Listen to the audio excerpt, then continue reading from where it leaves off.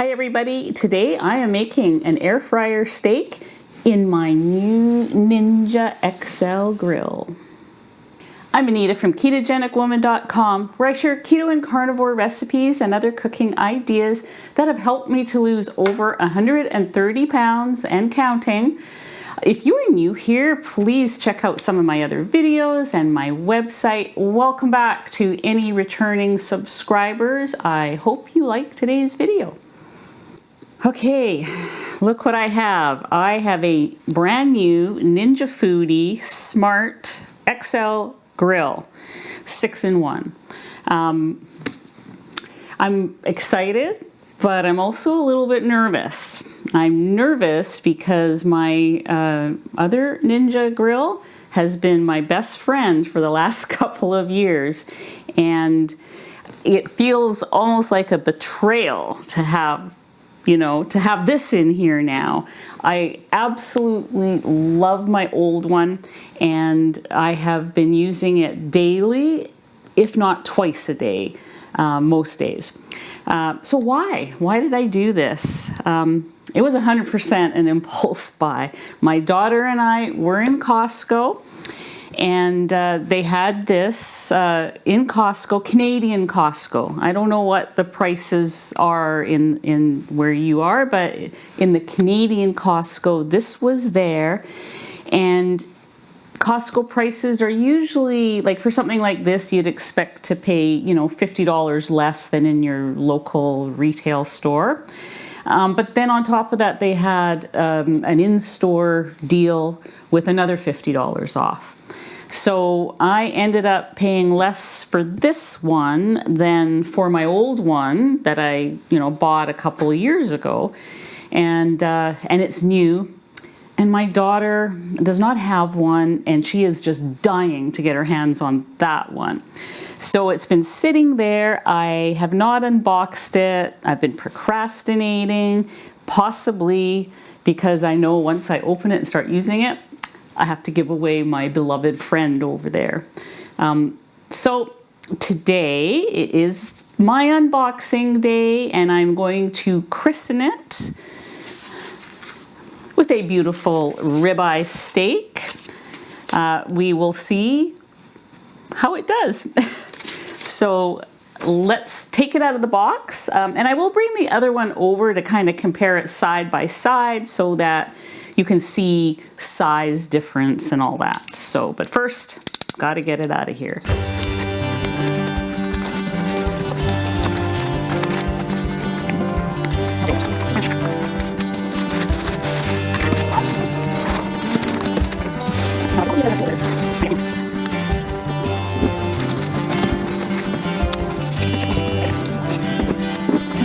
Okay, so everything is out of the box. That was rather uneventful. It was pretty easy to unpack it. So it's got pretty much the same things as my other one has. There's the bottom pan. There's the grill for when you want to do have grill marks on a steak, for instance. There's the air fryer pan. So everything is the same, just the size and proportions are different. There's the cleaning brush. I put these pieces in the dishwasher. That seems to work out well. This screen in my other Ninja is square, and it pops out. Well, my other one did. It should pop out. I can sort of see how that would happen here, but I'm gonna look in the book first before I do anything. There is a little recipe book. It's got all your various things in it, like a classic burger, classic steak, French fries, all that kind of stuff. So I will look through that later. There's tips on how to have a smoke-free experience, and they recommend things like canola oil.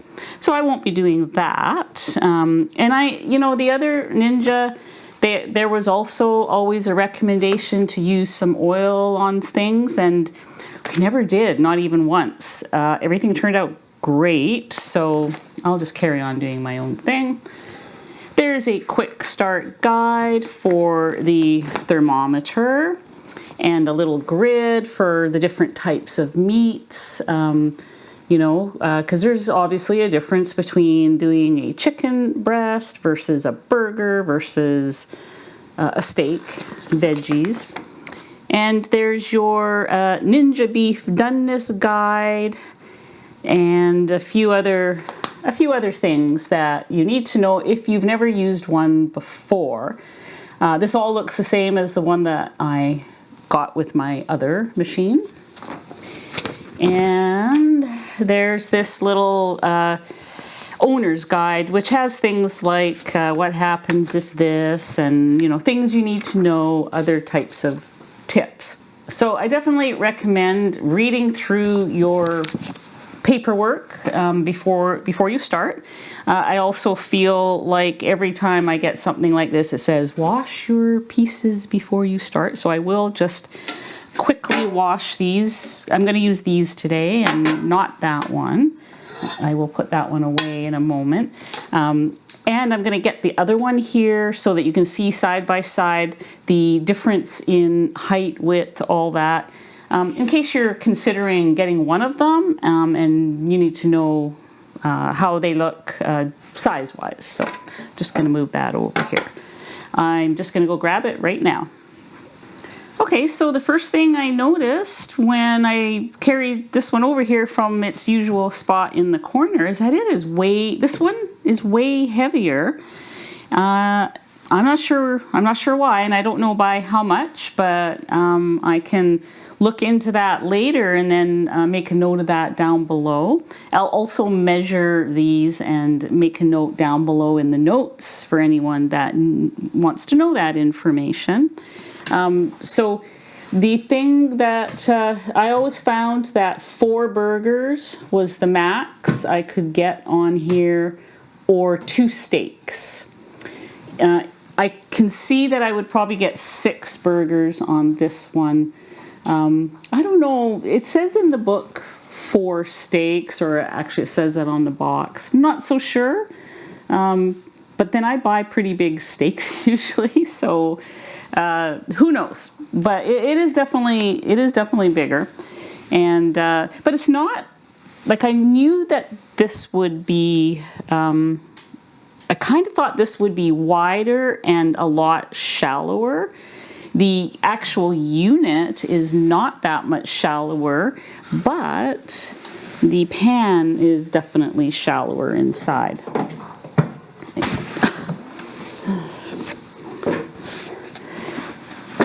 Oh, look at that. This one is, I always forget that this one is very tippy. So I like that that one is not so tippy.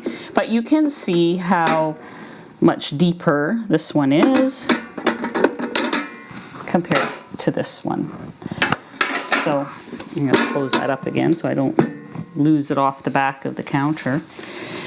Okay, so I am going to get ready to make my air fried steak. I will clean that first.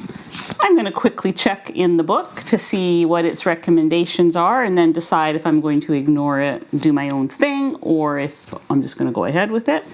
And, the other thing I want to mention is both of these do have a temperature probe.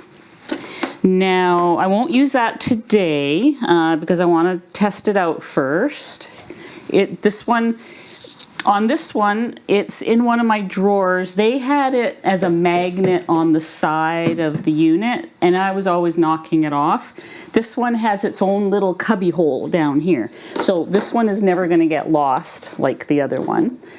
I did not love the temperature probe on here. I found that it was not all that accurate, and it was more of a pain. I just got to know how long it would take to do a steak, to have it medium rare. I mean, it was just something that I learned after a while. So it will be interesting now that they've had a couple more years to develop this technology. It'll be interesting to see how well this works, if it works, if I end up not using it again. I'll have to report back on that some other time because today I'm just going to air fry a steak. So I'll be back in the next segment to make that steak.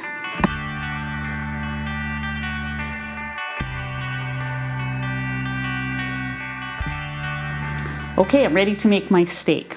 I looked through the information and there wasn't any, believe it or not, there was no information on their recommendations for an air fried steak. I think they assume you're going to use the grill, but I like using the air fryer. So I'm just going to do what I used to do in my old one. And let's get started. Hopefully it all works the same. Okay, so I'm turning it on. I'm pressing air crisp. It defaults to 390, 20 minutes. I want to go with 8 minutes because I like my steaks barely cooked. And then start. Okay, so it's preheating. I'm not sure how long this one will take to preheat, but I guess we'll find out. I'm going to put a little bit of Redmond salt on my steak. And I generally don't flip the steak when it's just an 8-minute steak in the air fryer. Oh, the other thing I want to mention, because I know people always ask about the coating on the pan. It is non-stick ceramic coated. Okay, we are ready.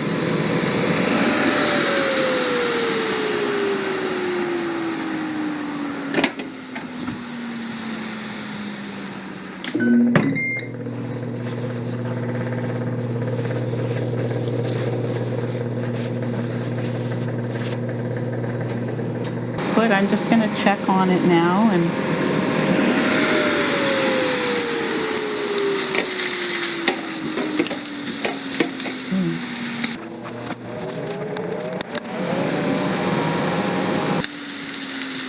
Okay, it's been 7 minutes. I think it's done. I'm going to take it out.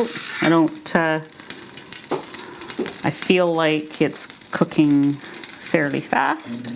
So let me just turn this off. There we go. Okay, so we're just going to let this rest for a couple minutes, and then I'm going to slice it, see what we have. Seems like forever when you're standing here smelling it. Okay, it's been a couple minutes. They are agonizingly long when you're standing here smelling your steak. So I am going to cut this into about 3 pieces because it was about 12 ounces, and a third of this would be about my portion size for what I'm doing right now. So I'll just give this a guess. Oh, look at that. Very nice. That's just how I like it. So 7 minutes for, it was 7 minutes at 390 for it to look like that. And nice. Okay. So I'm going to weigh my piece here that I think I'm going to eat this piece first. Yeah, 3.7 ounces, so about 4 ounces raw weight. You know, there's going to be a little bit of shrinkage.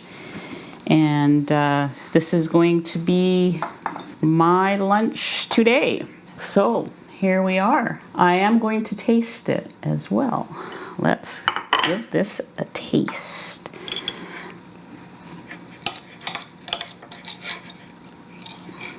Teddy is lined right up.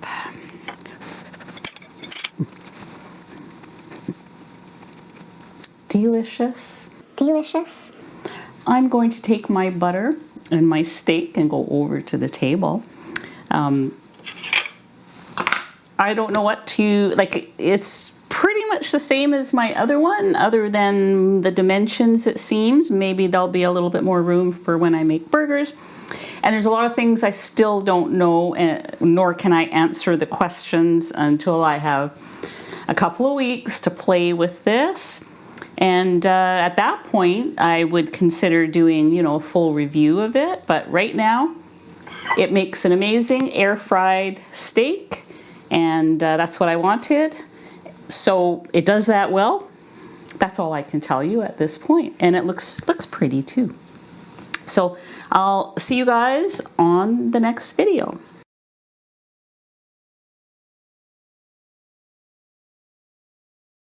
That is how people hurt their backs. Like I was worried as I was moving it was going to land on my finger.